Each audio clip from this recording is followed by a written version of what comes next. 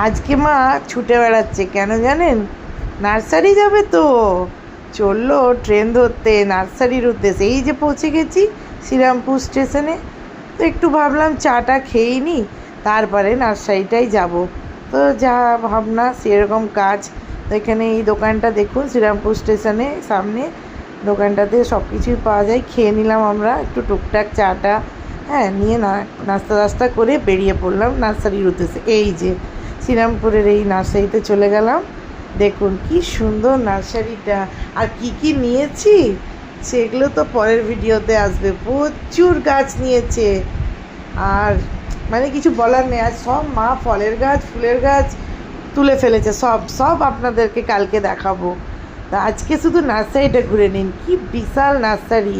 ওখানকার নার্সারির নাম হচ্ছে শঙ্কর নার্সারি।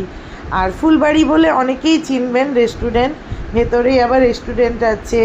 হ্যাঁ, সব কিছুই ভেতরে আছে, আপনারা সব কিছু পেয়ে যাবেন, নানান ধরনের ভ্যারাইটিস।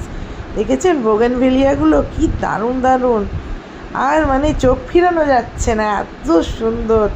অ্যাডেনিয়াম যেমনি জবা তেমনি মানে সবই আছে, সবই তেমনি ফলের গাছ। আমি তো প্রচুর নিয়ে নিয়েছি, প্রচুর জবা নিয়েছি, আজকে অ্যাডেনিয়াম নিয়েছি, খুবই সুন্দর গাছ। আর বাকি ভিডিওটা পরে আসবে কি কি নিয়েছি বন্ধুরা।